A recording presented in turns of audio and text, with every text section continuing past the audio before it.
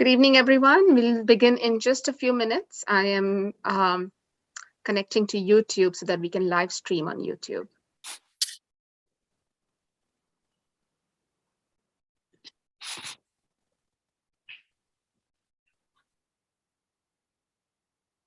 Okay, repeating myself.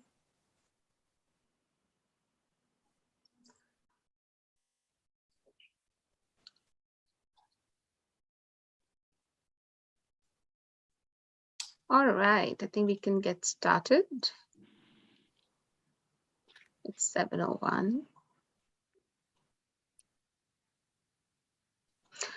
Okay, good evening, everyone, and welcome to our general meeting after the summer break.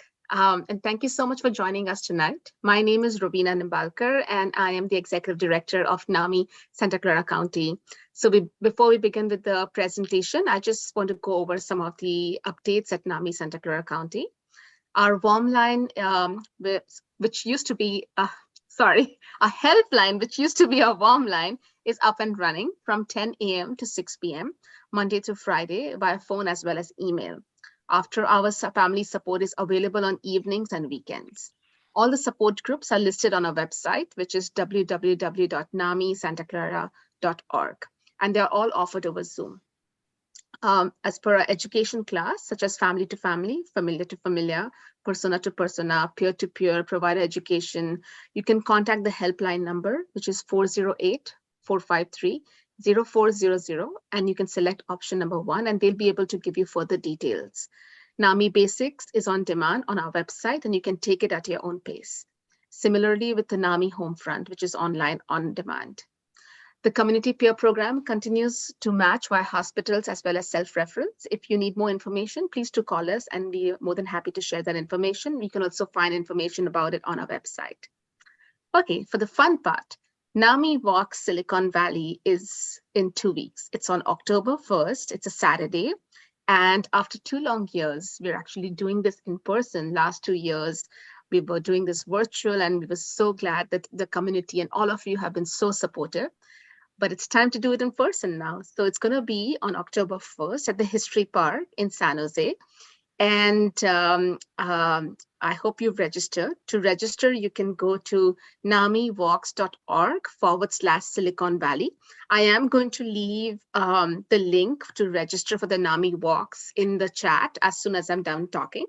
But I do want to mention that it's going to be a very exciting event, not only because we're coming back after 2 years and we'll be able to see each other, but also we have some really good speakers lined up for you.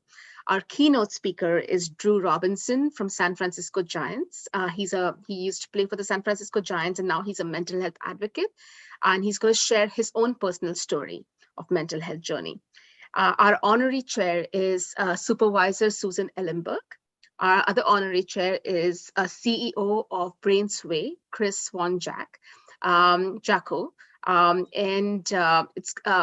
I mentioned it's going to be a fun event, and there's going to be a food truck. There's going to be some Aztec dancers. There's going to be music, a DJ. There's going to be some stone paintings, poster making, and the location itself is really fun because it's at the History Park, so it's very close to the Japanese gardens. We have some museums out there. We have an ice cream store. So I'm sure you'll have a good time with your friends and family. So do come. We also are looking for volunteers to help us with the walk. And I will also share a link if you're interested in volunteering. We have several positions open for volunteering, and all the volunteers will be provided with free lunch. So if you do have some time, make sure you can volunteer for us, or you can just walk the walk or just support us in any way you can. Okay, so I'm done with that. Now I would like to invite Beverly Lozoff, who's the Vice President of the Board of NAMI Santa Clara County. And Beverly has some announcements to make. So over to you. Hi, thanks, Rovina. So this evening we have to take a vote on approving proposed changes to our bylaws, and they're up on the screen right now. A few weeks ago, the Board of Directors voted to approve the proposed changes. And so now we have to. What I'd like to do is give you a few minutes to look over the proposed changes. The original bylaws are at the left. The changes are at the right in red. So if you could just read through them, Rovina will scroll down in a few minutes so you can see the rest of them. And then we'll take a vote.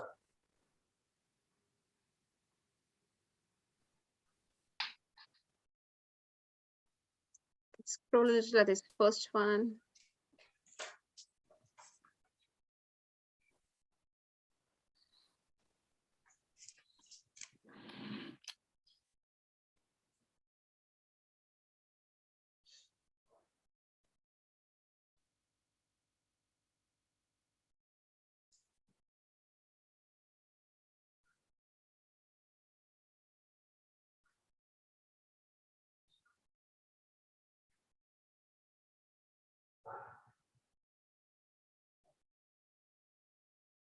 I hope I'm going at a okay pace. It's not too fast or. Yeah, that one's a long one. You might want to Yeah. keep it up a bit more. Yeah.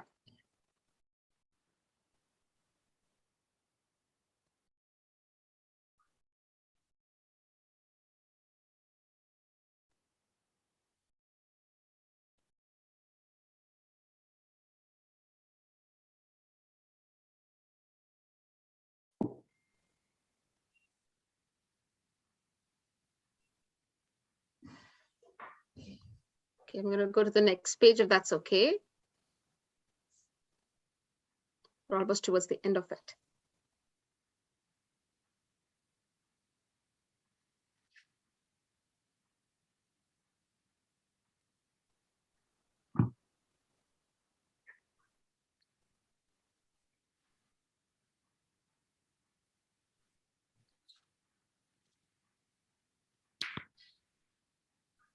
All right. Great. Okay. Thanks, Rovina. You're welcome. I think we have somebody who's raised their hand. Oh, Sharon, I think Sharon has raised her hand. So, Sharon, you have a question? Yes, on the executive board, is there no secretary of the organization? yes. Oh, yes, absolutely. And should the secretary be a member of the executive committee? Well, we decided that we didn't want tons of people on the executive committee. So we talked about this for quite some time. And we decided no. That's very odd. You want to talk about this offline, Sharon? Sure. Okay, great. No, I'm interested in what you have to say about it. Thank you. Okay, so now we can vote. We need a simple majority of those in attendance, and Rovina will count. So all in favor, please raise your hand. I don't know how to raise my hand. Oh, here it is. We've had. Thank you.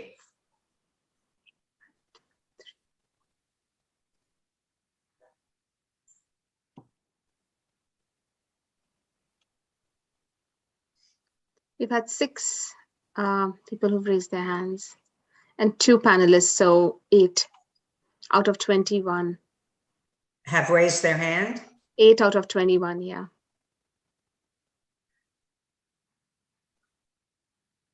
That means they're not approved. Yeah. Wow. Everybody, this has never happened before. Some people Okay, may now not. we have 7. Okay, we have more people, 7 plus 4 panelists. So now we have 11 people who, we just need one more vote to 6, or it just went down 7. Okay. It keeps going up and down.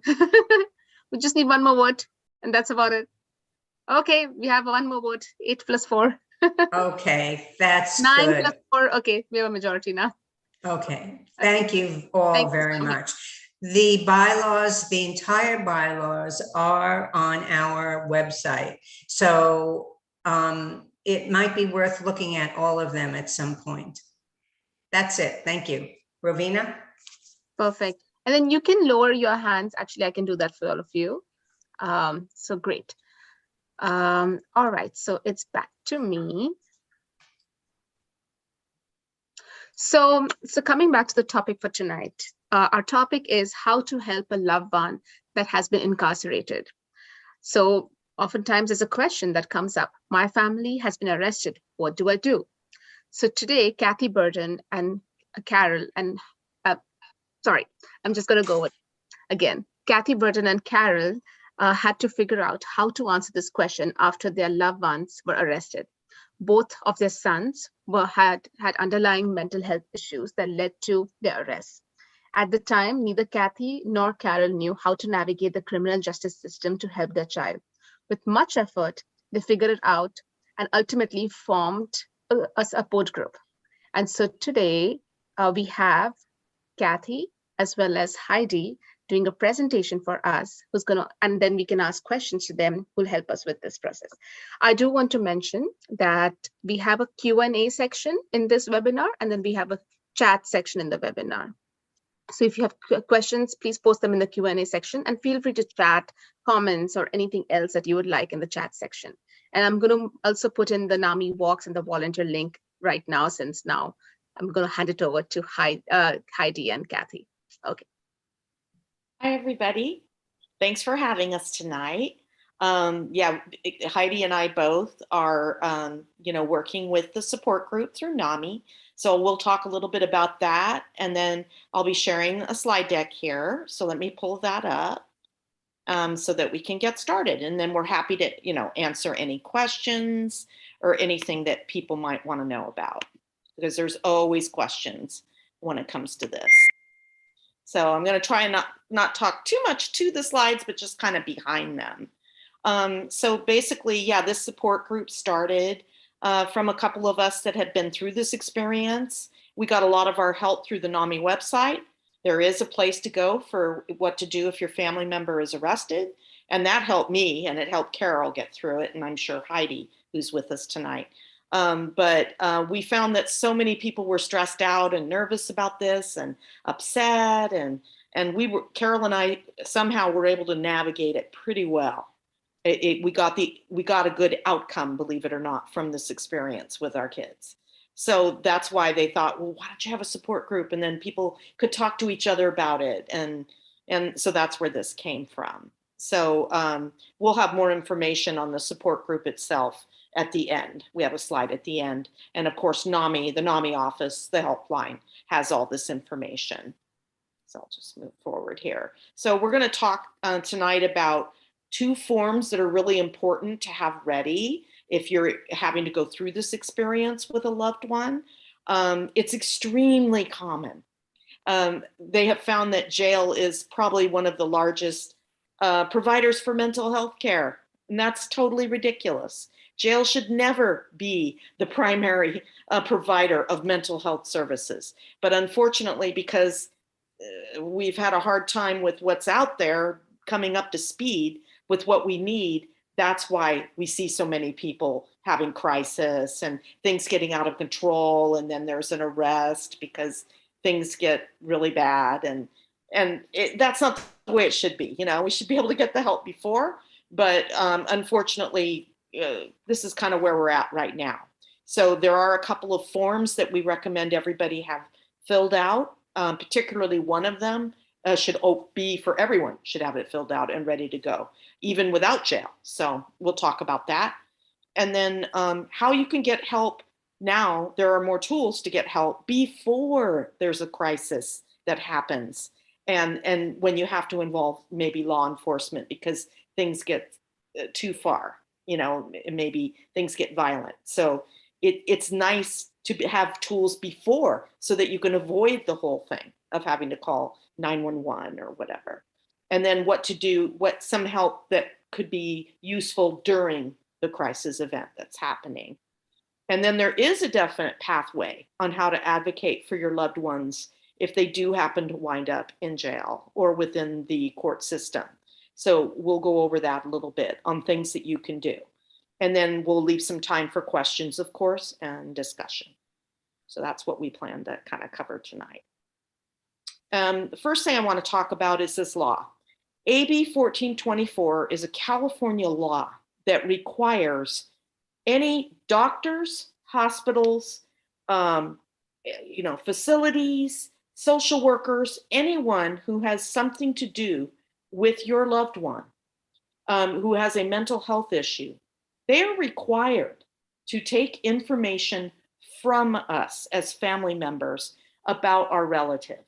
They are not required to give us information about our loved one because there's HIPAA, there's privacy, and our loved one would have to fill out a form. It's called an ROI, which is a release of information. So that's something we can't really control, but we can control this. And we have a form for this law that goes along with it. And a lot of people don't know about this law, and they'll claim, oh no, I can't take that from you. Actually, that's not true. So we recommend people ask to speak to a supervisor if you run into that, because this is a state law. Because what they were finding was people were in the hospital and saying, I'm fine, there's nothing wrong with me. I don't have a mental health history. And either they were in denial about it, they didn't believe they were ill, they weren't aware of their history of things that happened, they couldn't remember, they were in crisis and they weren't able to communicate. That's where the family comes in, because they can provide information on what they have witnessed, and they have to at least consider that. So this is a very important law for everything, not just jail and court. And this is what the form looks like. And there's a link for this form on the NAMI website, and the helpline can help you find it. But this is pretty much the whole thing. And it's not too bad. You're just checking off boxes on symptoms. You don't have to have a diagnosis. A lot of people don't have a diagnosis. But whatever information that you know is good enough. You don't know what you don't know. But if there's things that you have seen with your loved one, it's always helpful to have this form filled out and have copies of it in your car, just in case of a crisis, like if you have to go to the hospital or, whatever. And it's extremely helpful for doctors, the hospital, social workers, the people who work in the jail, to know this history so that they can offer the appropriate treatment. And they can be aware of some issues that maybe your loved one has, particularly in jail, because if something happens and they have to go to jail because they've maybe vandalized something or inadvertently threatened someone or gotten in a fight or something, they're very upset. And it's a very stressful situation. So it's hard for them to provide this information when they're being booked, and they may not want to, or they may be nervous.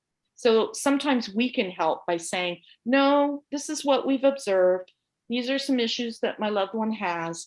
These are medications that have worked, and these are things that haven't worked. And it's really important information for people who might be offering treatment for your loved one in jail to know. And it's just good to have in your car for anything.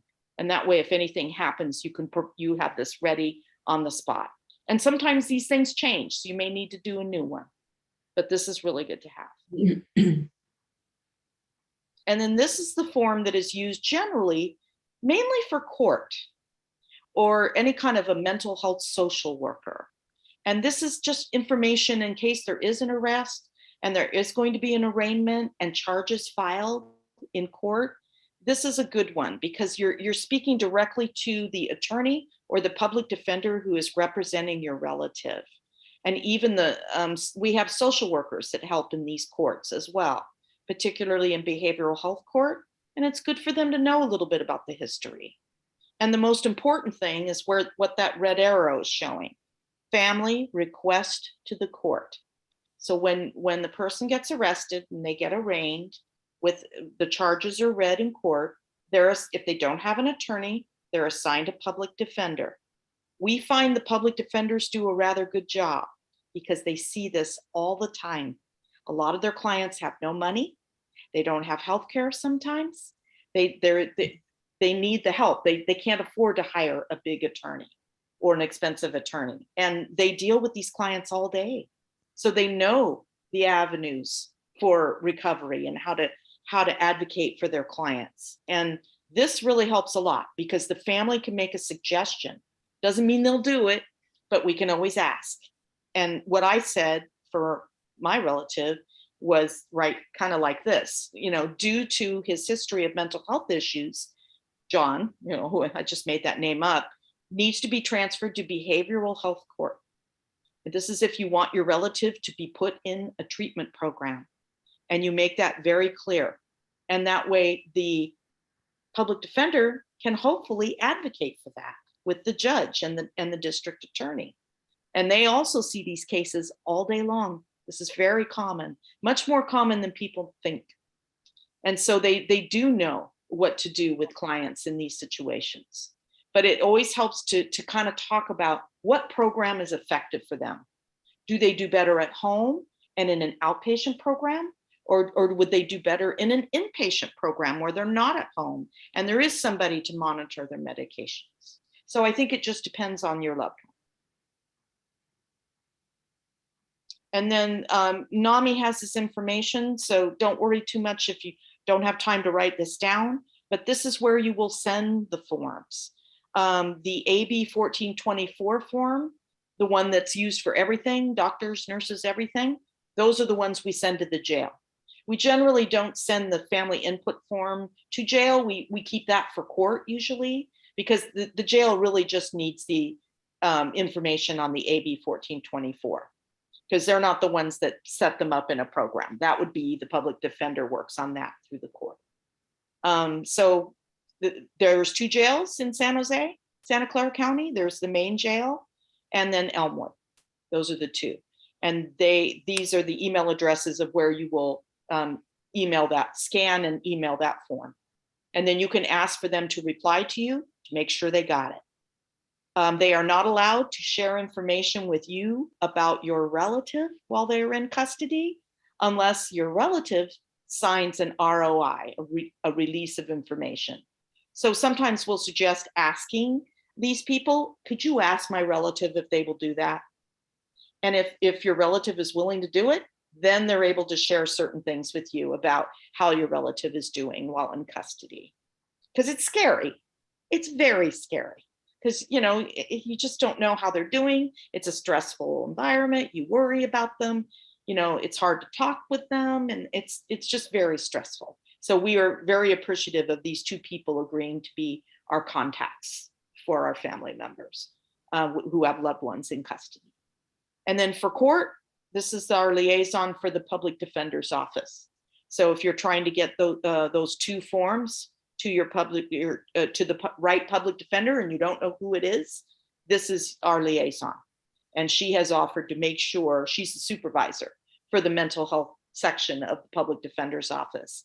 And she is the one that will help us get our forms to the right public defender, because we don't always know who they are right away.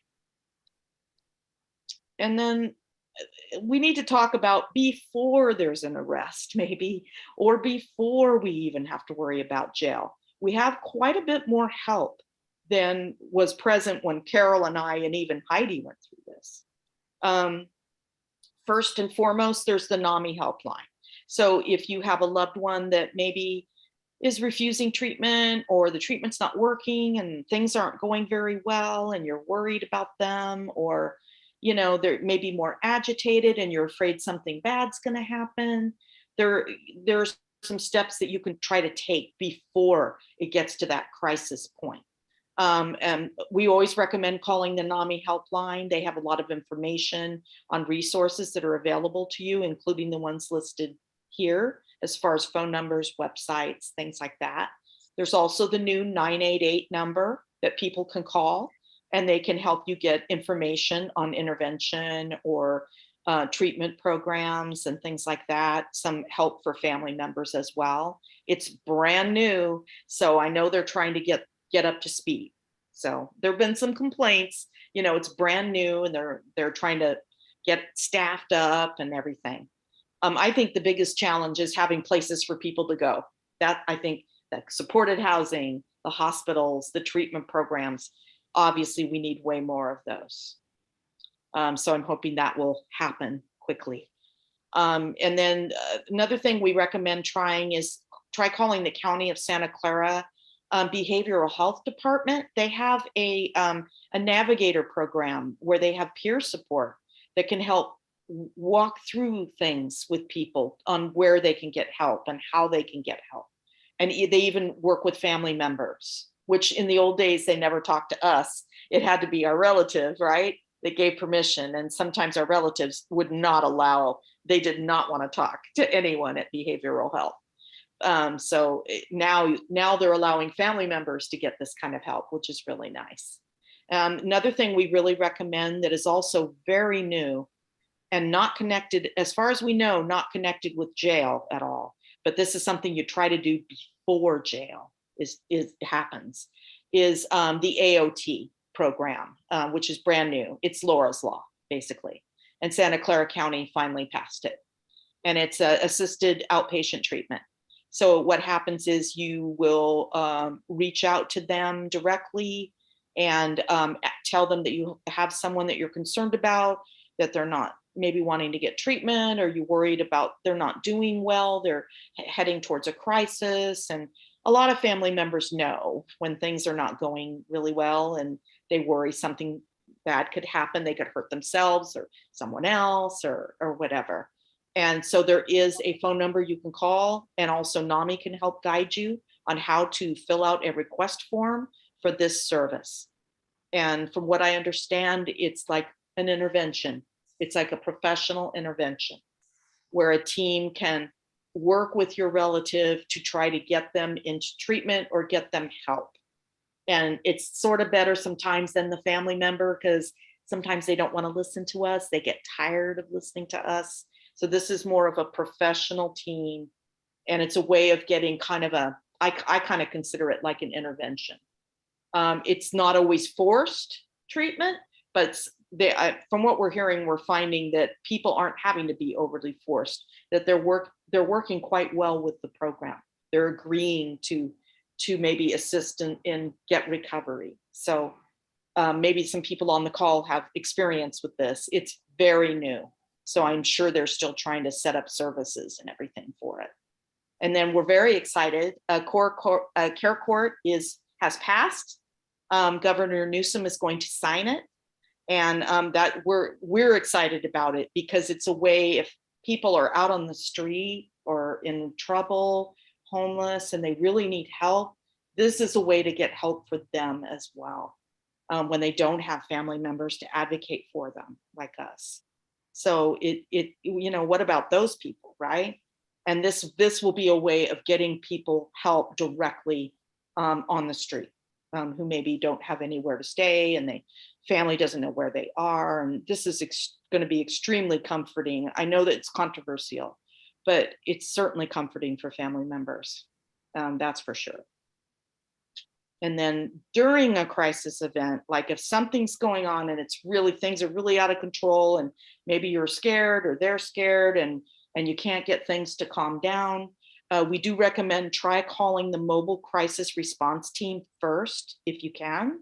Even if it's after hours, I would recommend trying to call them. It's possible they can have the team come out and help with the situation and kind of intervene and try to help calm things down. We've heard mixed things about this. There might be some understaffing issues. They may not always be available, but it's worth a try. And then if that doesn't work, then if you really feel the need and you feel things are kind of dangerous for everybody, we just really feel it's best to be safe and call 911, even though it means possibly police coming to the home. We always recommend asking for CIT officers whenever you can. That stands for Crisis Intervention Team. And these are officers that are generally trained on how to deal with mental health emergencies. You can't always get one. Sometimes they're not always available, but it's certainly worth asking for. And then when they come, you can explain the situation, see if they'll take the AB 1424 form from you. And we're always hopeful they will take them to the hospital versus, any kind of arrest. That doesn't always happen. Sometimes if somebody has had a physical altercation, sometimes the police will take them into custody. And sometimes they'll talk about restraining orders because they're worried if somebody could possibly be getting hurt or threatened. The police are trying to protect, the people in the family. But don't worry about that. Restraining orders, if you ever hear about that, They can always be amended later. So it's not like, oh, you can never see your relative again. And it's not like that. It can be negotiated later after things are calmed down. For some of us, we didn't have AOT. When this is so new, I didn't have that option. So sometimes, either the family is forced to call 911, or maybe they're out somewhere and someone else calls on them. And so it can't always be prevented sometimes. So, it's a hard thing, but sometimes it can be an opening to a new door of recovery sometimes. Kathy, I just wanted to mention about, there's the other restraining order too, right? That one, what is that called again, where it's not a full restraining order, it's peaceful contact? Peaceful contact. There's not quite as drastic. Yeah, that can be really helpful. That can be very comforting, that you can still have contact as long as it's peaceful. But then when it's not, there are ways you can kind of stop that communication. And then, so some of the steps, like after someone is taken into custody, then they have a court date that's assigned to them. Sometimes they stay in jail, sometimes they're released. Sometimes they want to be bailed out of jail by the family. That is an individual decision. I didn't particularly want that with my relative because I wanted him to get help. And I knew that if I just bailed him out, we'd be right back over it again if he wasn't in treatment. But that's not true for everybody either. So everybody has to judge for their own situation. But if they do remain in custody, then they get a court date. They go to their arraignment. The judge, reads out the charges and everything. And that if they don't have representation, they are assigned a public defender. And then from that point, this is new also to us. Diversion is something that is considered if someone has a mental health issue or history. So that's why it's important for family members to get those forms into the public defender as well as the jail, because that might make them a candidate for diversion, which is a way to get them, either outpatient treatment and into a program, and maybe hopefully get them out of jail sooner. That's track one. If they're willing and able to get treatment in like an outpatient or some type of program, track one would be for them. And there are some people that are willing, I'm willing to get treatment. Like they don't want to be in jail and they're able to accept treatment and get started on it. Then there's track two, and that would be people who are rather severely ill and are incompetent really to stand trial and to be represented and be able to express what they need. So sometimes they'll be put in track two diversion, which is into a competency program. Sometimes it's done through a hospital. Sometimes there are special outpatient type programs to bring them to competency in order to be able to stand trial and understand what their options are. So it's kind of, in a way, it's one extreme to another. Not all of us fall into those two, but this is usually, we're being told this is being done first. That way they can rule out the people that are, they can, if they can place them in one of these, then it's a little faster track to get them into some kind of treatment, whether they're severely ill or just need encouragement and an outpatient type program. And then this is just, we can make these slides available. I don't want to spend too much time on all this verbiage, but this is kind of the information about what these tracks are for diversion. And this is kind of considered a first step for anybody with, kind of a mental health issue. And then this is a little bit more about track two. And basically, they're the community-based restoration. They're trying to get people well enough to be able to work with their attorney. And then this is the next step. If they don't fall within the diversion areas, those two, which a lot of our relatives don't, they're kind of in that middle where they're not able to handle maybe an outpatient program or live at home. They need maybe a more structured program. But they're not severely ill where they have to go through a competency. It's kind of that middle ground. And a lot of us who are in our support group kind of fall in this area. And the regular criminal judges are well aware of this program. This is the Behavioral Health Court. Santa Clara County is very lucky to have one. Judge Manley is pretty famous for this court program, and he has gone around the country trying to show other counties how to do this. And there are more and more counties getting this type of program. The key to this is they do require, at least when my relative went through it, that your relative do plead guilty to the charges. Their records can be expunged later so that those charges go off their record once they finish the program through this behavioral health court. So just so you know that if they plead guilty, that doesn't mean it's going to follow them around the rest of their lives. It's just a first step. They have to acknowledge that, yes, this did happen and I'm willing to get treatment. Another thing that helps a lot is while they're in custody, if they are willing to accept mental health treatment in jail, it's a huge help because it shows these judges and this court that their relative is serious about getting better, that they're open to a program and to doing what they need to do with doctors, therapists, not always just medication either, just whatever treatment will help them recover. So that's kind of another important component. And usually if people do those two things, they are usually considered for this court.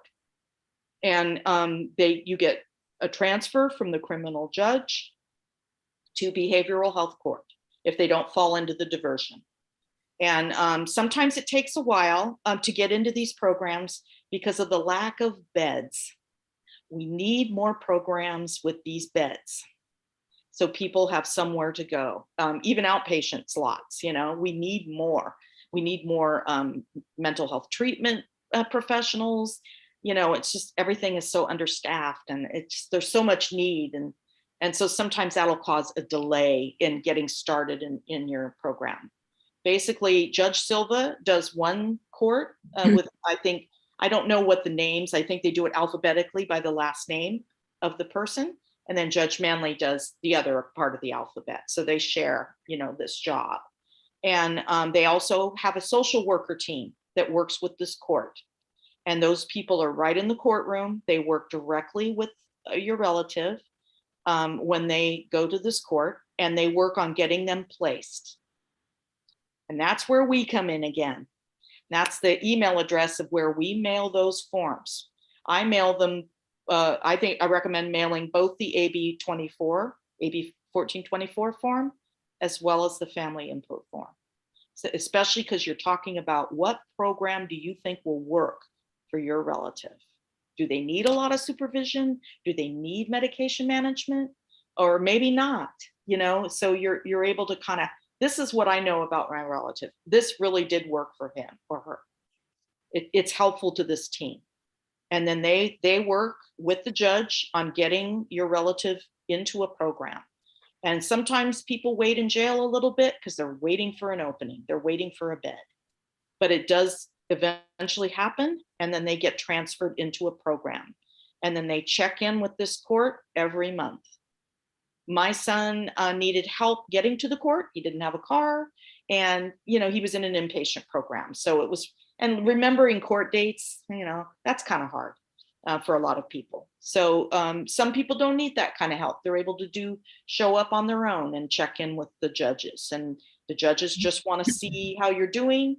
They will be working with the social workers that are involved with your program to prove that you're doing what the doctors are ordering you to do to get better and start recovery. And then, like I said, once they graduate from the program, for some people it's 18 months. For some people it's only a year. It just depends on what the judge decides is necessary. And then once they graduate, then they work on getting the record expunged so that you can have felony removed, misdemeanor, and that way you feel better about getting a job and things like that, and it doesn't cloud you because you've gone through this program. And then there's also services available through the Reentry Center, which is across the street from the San Jose main jail on Mission. It's right across from where the jail is. And they offer, it's a one-stop shop of help as well. And this is for people especially who are released from jail before they've had a chance to go through this process of getting assigned, you know, to a program. The Reentry Center is a good place to go. And you can request those, they can request those services while they're still in custody. So this is the common area where a lot of the people in our support group usually wind up. And Judge Manley is it's a very interesting court to sit in as well. He has people applaud if people are doing well, you know, and if you don't do your program, there is a possibility, if you don't do what the judges ask you to do, sometimes there's a possibility of going back to jail. I don't know if people go back for a very long time, but I think that the judges really need people to cooperate with the program. That was the condition upon their release from jail. And so it's kind of a two-way street. So the judges can be tough too. So it's important for our relatives to do what they're supposed to do. So, but when they're doing well, the judges are great. The social worker team there is great. They have a little clothes closet, you know, for people and snacks, and they really try to look out for their clients. And this is just a little thing that's available through NAMI.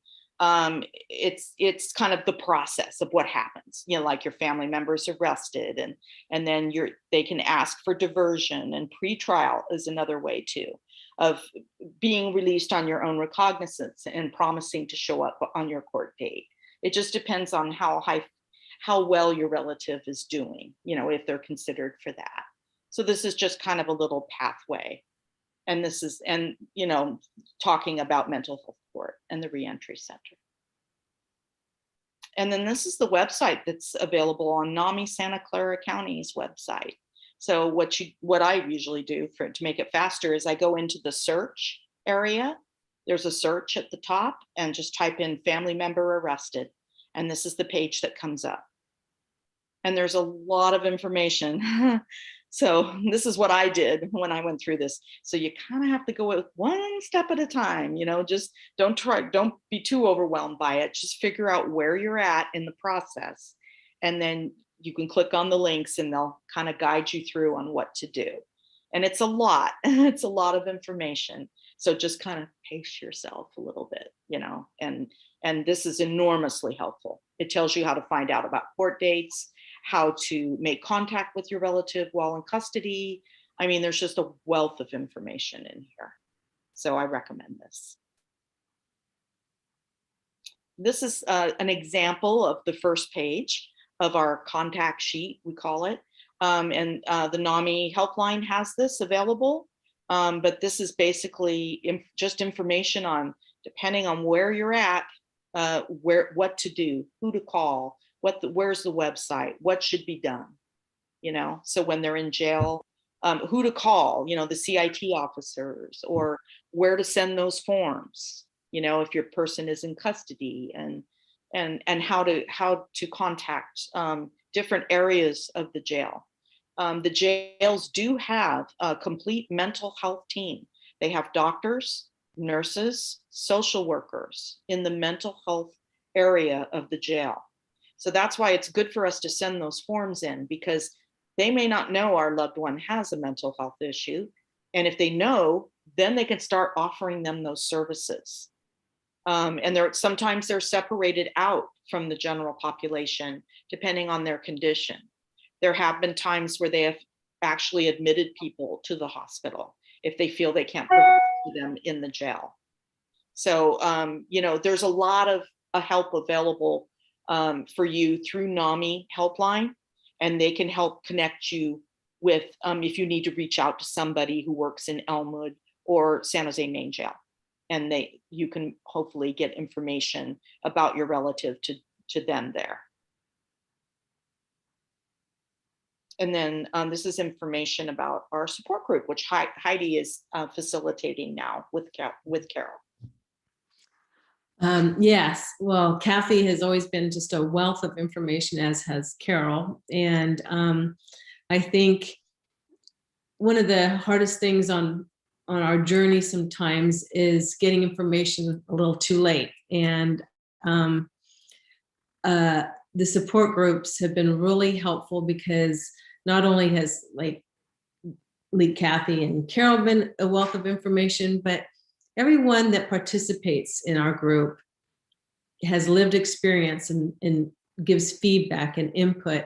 And together, we really come up with some direction and answers, even though we don't all have the answers, but together, it takes a village, and it's really helpful. And, for me, just like our hopes that our loved ones embrace the support and connections that they need, we too need to recognize the benefits of our own support and connections.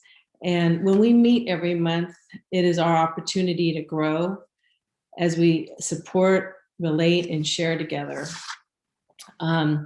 Our experiences of learning and growing is ever changing, and our opportunity to connect regularly supports not only our own journey, but those of all those that join us and in our circle. And so it's been really, really helpful to have everybody's lived experience shared amongst ourselves with each other, so that we can learn from others, and it really does help give you some peace and hope. And I think we look forward to it every month, to really just, if our loved one's doing well, to be able to share that, good news, not so good news, and everybody grows in some way. You always learn one little thing that can help. And so often, like I said, on my journey, I say to myself, God, I wish I would have known that back then. And so I encourage everyone, the more support groups that you go to, not only will it help you, it'll also help others. Thanks, Heidi. One thing we always go through this all the time is we always think when this first happens in our family that we're the only ones. Mm-hmm. Happens all the time. We have so many people that are embarrassed when they come, or, oh my God, I can't believe I'm going through this. I've never been through this before, never been in court. He's ill. What can I do? This is going to make him worse. Everybody's scared to death, especially the first time they go through this. Mm-hmm. Naturally, right? We worry. And you always think you're the only one. Mm-hmm. And a lot of us cannot talk to our family members unless they've been through it. They don't get it. And then there's some put down sometimes, or, oh, what's wrong with them? And, just sometimes you don't always get the support you need from family members and coworkers. It's like, this isn't something that's easy to talk about, right? With everybody. And that's where this group comes in, because everybody in this group gets it, Mm-hmm. And we all kind of understand, and we're all frustrated, we're scared, and we can all kind of talk each other through it. And, oh, that happened to me too. This is what I did, or this is how I got my son to take my calls, or when I visited, I said this. And there's always these little tips, and almost everybody feels so much better, after these meetings, because they go, oh, okay, I'm not alone. I'm not alone. And I'm going to have good days and bad days, but there's hope. Mm-hmm. And a lot of us have had family members that have gone through these courts, and their kids have done okay. And sometimes they don't. Sometimes there's a little regression. They go back, that happens. It's not unusual for people to go through this process more than once. But then after a while, they go, okay, this is not working for me. I guess I better start doing this stuff. Mm-hmm. And everybody's gone through it slightly different. Their process was totally different. And so when everybody kind of shares that, we start to come to realize what works, what doesn't, and you can put your own little formula together on what you think is, good. And yeah. It helps a lot. We have found, for the most part, that the process works.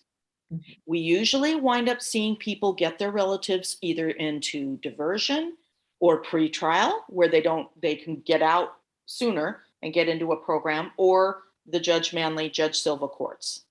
And we find that when they come out on the other side, they get assigned to a program. They usually do pretty well. Sometimes they don't want to do the program anymore and things go backwards a little bit, but then we know that if they went through it once, they can do it again. Mhm. And sometimes, and nobody wants to have to go through it again, but you know the process. Once you go through it once, you go, okay, it didn't work this time. Maybe it'll work the next time, until they maybe get it that, oh, okay, yeah, I guess this isn't working out so good for me. I don't want to keep going through this again and again, So This is what everybody shares too, is their experience with this. And, I spent like a couple of years, like researching and trying to figure stuff out. And nothing has been more helpful than the lived experience from other people that have gone through it, because it's just a wealth of information that is invaluable to your journey. And we strongly recommend our family members get their own help. This is so stressful, and it's too much. Sometimes it's too much. And most of us do find we need our own therapists, because this is just, you can only control so much of this situation. You can only give the information to the officials and hope that they will listen and get your relative on where they belong, so they can get help, versus just being criminalized for having a mental health issue. It's ridiculous. But it's so stressful because we don't have that much control, we can only do what we can do here. And it's very, very stressful, very hard to hold down your own life and deal with the rest of your family members that may need you and go to work. And it's really hard. So, and the support group's a huge part of that help as well. And so we meet, it says here, and we're if you look in the NAMI website and go under the resource guide, you'll see us there. And you can click on that link and we can get you added to our list, and so that we can email you meeting invites. You can also email us directly, or you can call the Nami Helpline and ask to be signed up into our support group. And then you'll get our emails once a month. And if we have any interesting information to send to you, we'll do that too. And I encourage also people that have had the experience and things are going well with their loved ones. And it was, I encourage you all to join into, because it's so, to me, that's been one of the neatest things, is when somebody's doing well, it just makes you feel like, yeah, things can get better. There is hope. And so those are important things to hear too. Yep. And that's the end of the presentation. But we're open to answering, any questions that anybody might have. That was great. Thanks, Kathy. Thanks, Heidi. So we're going to open it up for Q&As. If you have any questions, feel free to type them in the Q&A, or if you would like to ask, I can enable your speaker and you can ask the questions. So anything works. If nobody has any questions, maybe we did okay with the information. I do see one hand up.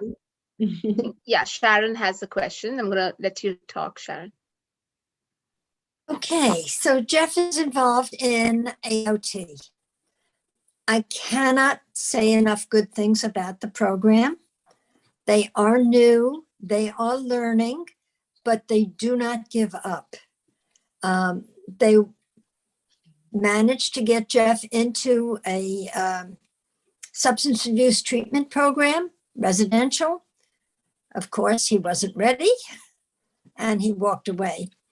And they still are not giving up. I sat in court with them today, waiting for him to show, which of course he didn't. But I just encourage people, if they can get their loved one into the program, hopefully they'll be hiring more people, and I give them all the resources I know of to try and help them, because they have been such a great help to me. I was at CIT in San Mateo the other day, and they talked about their AOT program, behavioral health people, and they said it's the best thing that they ever started. And they've had it for a few years. So we have to give it time and be patient, but it's a good program. Thank you, Sharon. That's so good to hear. I'm glad it's working for somebody, kind of, because you're never sure. You get so excited about these new programs. Right. Well, Sharon has been at our support groups and given us a lot of information about the AOT program. So that's been super helpful, and to have her as a resource too at our meetings. Thanks, Sharon. Okay, John Costa has a question. I'm going to let you speak, John. Hey, John. Hi, John. Hey, hello, everybody. Can you hear me okay? Yeah. Outstanding. Well, first of all, I want to thank you for extending this invitation. For those who don't know me, I'm one of the law enforcement liaisons here at Santa Clara County Behavioral Health. I want to acknowledge the tremendous work that NAMI does. I'm constantly working with the clients' families, with referrals that are sent to me by the Warm Line staff. And I'll tell you, collectively, especially with the influence and the contributions made by NAMI, we're changing the culture of how these vastly different disciplines come together on how and when they will approach these crisis situations when there's so much at stake. And so it starts with increasing the level of empathy that certainly officers have for these situations. We're very committed to continuing to promote that. And NAMI has such a tremendous influence, and I've been doing this now almost 10 years, and this has been one of the most rewarding experiences I've had working with NAMI and the many stakeholders. So Kathy, great job on the presentation. I too reinforce many of the of what you illustrated in your model there, in the modality. We really, all of us on the liaison team really push families to be engaged and to give them the tools, because having a game plan, having a strategy, a support, oftentimes it's what gets people through those difficult moments and in that journey. So much respect. I know Sean Ahern, one of our other liaisons, is on board today as well. And it's just a pleasure to be here, and a real honor and respect. So thank each and every one of you for what you do. And thank you, John. We hear so many great things about John. Everybody's like, oh my God, he's so helpful. And he is, you're so helpful. So only believe half of it, Kat. No, it's true. Everybody says the same thing. True, very true. And he's on our contact list. So his information is available through the NAMI Helpline as well. John, you've been such a godsend for so many of our families, and understanding the law enforcement point of view as well, because it's very hard. It's a hard job to go out. It is, and sometimes I think we're going back to Nancy Pena, and Sandra Hernandez was one of still our division director. They were the original architects of this program, and they recognized you needed to have people that understood both cultures, from law enforcement to behavioral health, could speak the language, and then could translate it for the people that are looking for that peace of mind, looking for a little traction, talking about alternatives. And you know what, just being available, right?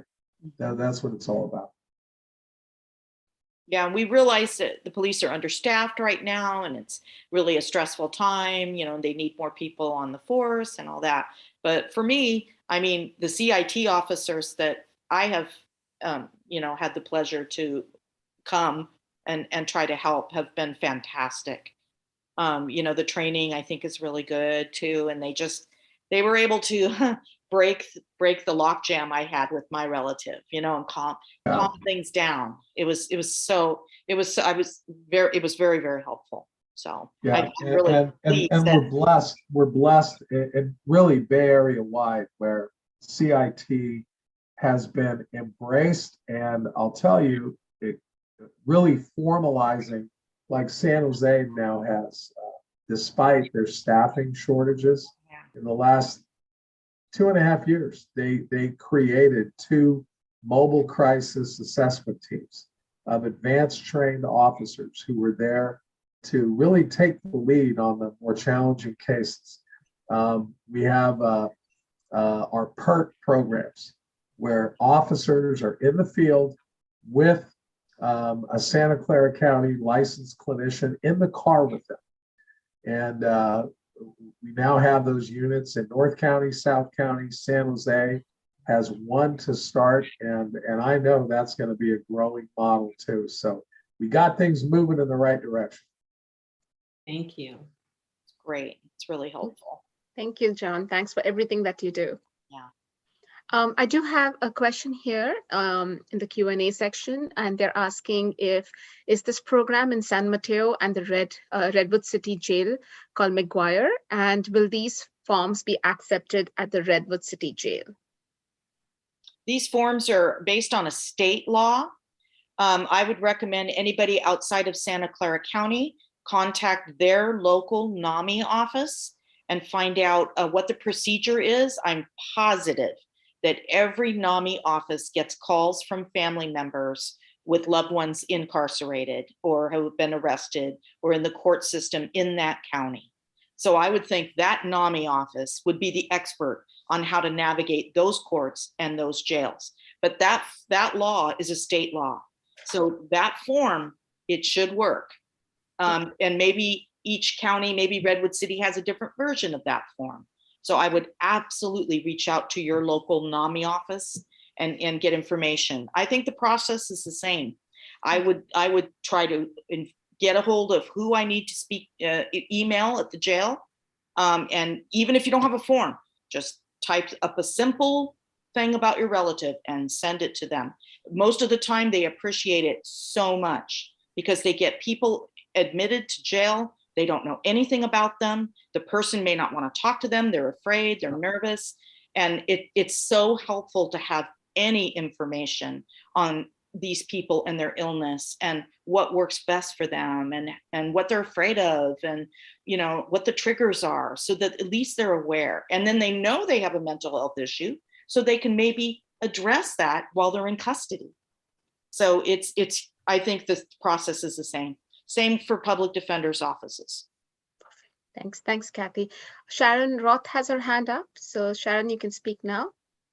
Yeah, I was just in San Mateo CIT, and we did talk about AB 1424. In fact, the officers were even encouraged to have blank forms to give to the family members to fill out. That's nice. So yes, definitely. And I just want to say hello, John, and say hello to Ahern for me. I will miss you when you're there on Thursday. Thanks, Sharon. Okay, any other questions? Any comments? Anyone wants to raise their hands?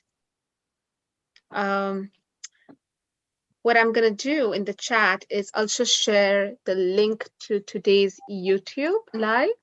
So if you want to, at any point of time, you want to go back to viewing the presentation, you can do that. So I just shared that in the chat. Okay, let's see if there's any other questions or anyone who's raised their hand. I did receive a question that had been submitted early about what happens when people are just released from jail. We hear about this sometimes. And John may be able to explain this, but it's our understanding from the jail that they're not allowed to hold people until they can hand them off to a program. When they have to release them, it is against their civil rights to be held when it's time for them to be released. We ask that they stop releasing them in the middle of the night, where there's nowhere for them to go or get help. we recommend that family members try to get their loved ones to ask about reentry services, which are right on Mission Street in San Jose, but they're not open in the middle of the night. So we're hoping they'll not do the releases during the day so that they can tell them about the reentry center and they can hopefully get over there and then get that one-stop shop help until they have their court dates and they go through this process of getting into a program. But I know it's terrible that they don't have a good handoff system, but from what we've been told, the jail really isn't responsible for that. We're hoping that can change, where there can be a handoff to a program right when they leave. But so far, I'm not sure how consistent that is.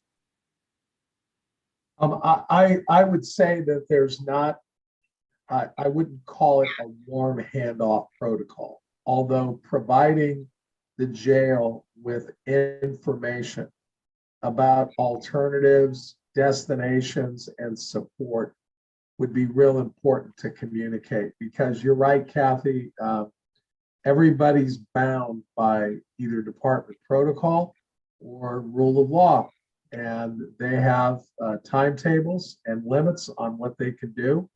And when you're dealing with a high volume, that can be a huge challenge. Yeah. And unfortunately, at times, it could lead to that revolving door scenario. And COVID, some people were being released because, the crowding, in the jails, and they worried about that. And exactly. Sometimes exactly. we had to do it. And remember, in our county, we have a referendum that, comes down through the legislature, and whether it's the district attorney's office, the direction from department heads, reducing incarcerations is a priority. And I think we're seeing some of that. And when you combine that with the legislation involving decriminalization, clearly police officers and the criminal justice system as a whole have less authority in many cases on how and when they'll respond, whether or not they'll remain engaged with somebody in crisis, when they'll disengage. And this is all, again, based on case law, which trickles down to department policies. And they're trying to stay between the guardrails. And as those options diminish for all those reasons, reducing incarcerations, decriminalization, well-intended objectives, there's always going to be some effect. And we've noticed that in behavioral health, we've been calling it on the team growing pains. People are having to adjust to this new normal. And as some of those guardrails and structure that traditionally, in some cases, the justice system has provided, it's diminishing and continuing to diminish. And so that is going to shift that responsibility and burden over to our many behavioral health providers across the board. So we're in this enormous period of change for many good reasons, whether it's for calls for police reform to reducing incarcerations, but we need to have other options. And when you're talking about, Kathy, earlier about increasing inpatient services and we need more beds. Yeah, we need more beds because we have to end the cycle where the criminal justice system we basically, in some respects, traded over the last half century, we've traded hospitals and psychiatric support facilities for the jails and the prison system. Mm-hmm. And what's wrong with that picture, right? Right. Something's not right. When the majority of mental health services are provided in the jails and prison system, what the heck are we doing? Yeah, hopefully we'll see that change. And I know Judge Manley, he says over and over, I need beds. He's talked to our state representatives and our state senators, and it's like, give me more beds, because you can have the best programs in the world, in theory, but unless you really have somewhere for people to go and staff to help them, it's kind of empty promise sometimes. So there is a comment here, even if they're in AOT program, they can just be released. That's the question. So if anyone's in the AOT program, can they be just released? I think it was a question while you were having a discussion here. I think that's what happened. One thing that we've heard is oftentimes we've heard that people do tend to cooperate, so they don't always have to be forced. But I believe there's a component in AOT where things are really still not going well, that there's a way to kind of compel people to treatment, depending on the situation.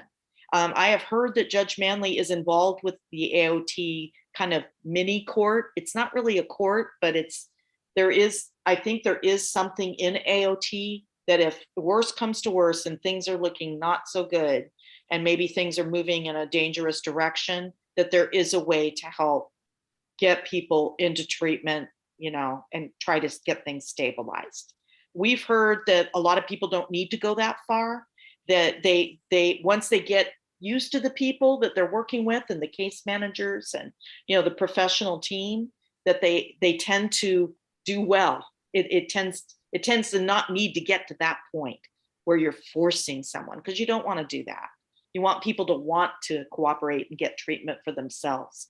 And we've heard that it's working pretty well. There might be people on the call who have relatives in AOT. It's new, to me. I never had it before, so I don't know what other people think, but it'll be interesting to hear the statistics on how many people actually need to kind of be compelled into treatment, Mhm. But I wished it had been available before. It would have been nice for those of us that were constantly trying to get our relatives to go to the hospital, to go to a doctor, and refused, that it would have been nice to have something to stop things from getting so much worse, that we had to go through the jail experience. Yeah. But for some people, the jail experience is kind of, you don't want that to be a wake-up call. You really don't. But sometimes that is. And sometimes people find themselves in that situation. They go, oh, okay, this isn't good. I don't want to do this. And then they'll say, okay, I guess I better try this for a while. And it's kind of sometimes it's that impetus to, I don't want to get sent back to jail. So I'm going to do what Judge Silva tells me, or Judge Manley. I'm going to do it because I don't want to go back to that, and you don't want it to be like that, So I'm glad that we have Care Court coming and some other things coming that can hopefully get people stop that before it gets to that point. And we're going to spend the money anyway. We're spending it on jail and courts and law enforcement. We might as well start spending on things to prevent that experience. Yeah, all it takes is commitment and money, right? Hey, real quick, Sean Ahern, one of our other liaisons that many of you may have not met, but I think you should. And is there any way we could unmute Sean so he could just check in and say hello? Yeah, I just did that. Good evening, everybody. I knew Johnny was not going to leave me out. Eventually, he was going to pull me in. Glad to be here. I've worked with some of you on phone calls, helping out with members, and it's part of our greatest moments we get to do that. And it's I know it's a tough road for family members, but we would love to be there for them, and hopefully give them the resources they need. And I think everything you guys all been saying is very true. It's a tough road, and hopefully things are going in the right direction now. People understanding that we do know that some of our family members do need that extensive type of care. And that's what's beneficial for them, to help them in the long run. So I'm glad to be part of it, and we're always here for you. That's what we do, and we love doing this. We're very passionate about it. So glad to see everybody, and I'm glad to be a part of the meeting. Thank you. Sorry, I'm going to miss you, Sharon, on Thursday, because I look forward to seeing you, because I don't get to see you that often, even though we live so close to each other. I do have, thanks, Sean, and thanks, John, again. There is one comment here. So is there any communication vehicle set between AOT and jail, where if someone in the AOT program shows up in the jail, the AOT caseworker is notified, or where the AOT contact could get information on the client in the jail without ROI? I don't know if maybe John or Sean know about this. I haven't heard of any connection between AOT and the jail. It's my understanding that usually with the jail and the courts, it's diversion. Pretrial is another way to get people to treatment. And then the behavioral health court. Those are the only ones I know of that are associated with the justice side of things. But I don't know if there has been connections with AOT and the jail.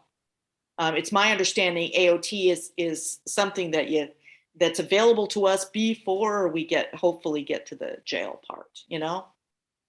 That was my understanding, but it's so new. I haven't heard that before.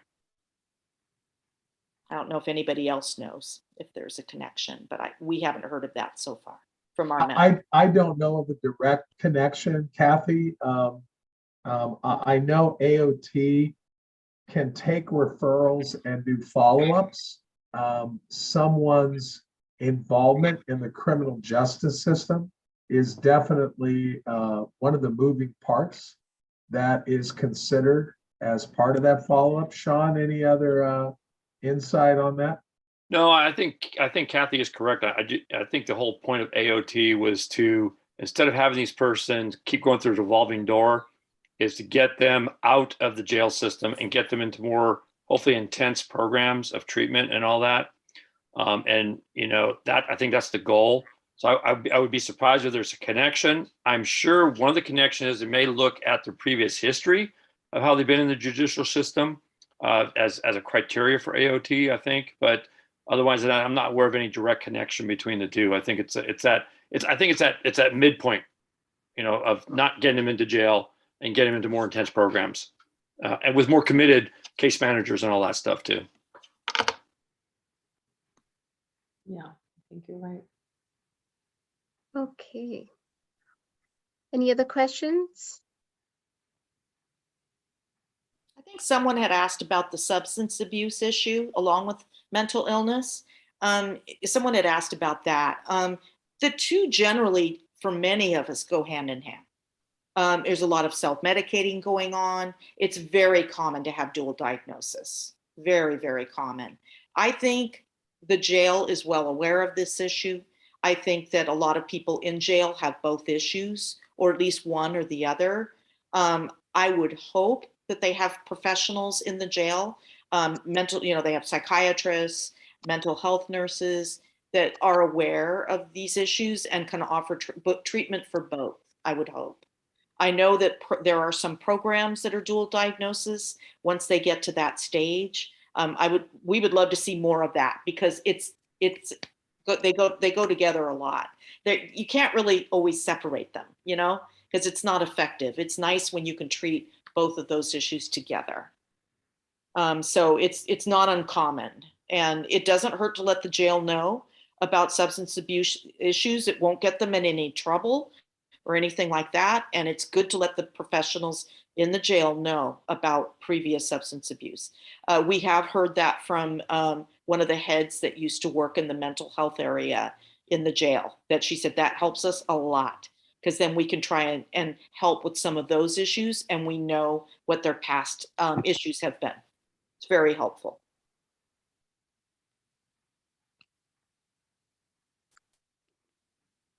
All right. Okay. So I think that pretty much brings us to the end of it. Don't see any of the hands up. And so thank you so much, Kathy, and thank you so much, Heidi, for doing this presentation and sharing your wealth of information with all of us tonight. We really appreciate this, and I think it's been very informative. And thanks so much for Sean and John and Sharon to come in and share their information and all the resources as well. So this has been a great presentation. So thank you once again, and I hope we can see all of you at the NAMI walks in 2 weeks. Otherwise, we'll see you again at the next general meeting. So thanks and everyone, and have a good night. Thank you. Thanks for having us. Bye, everyone.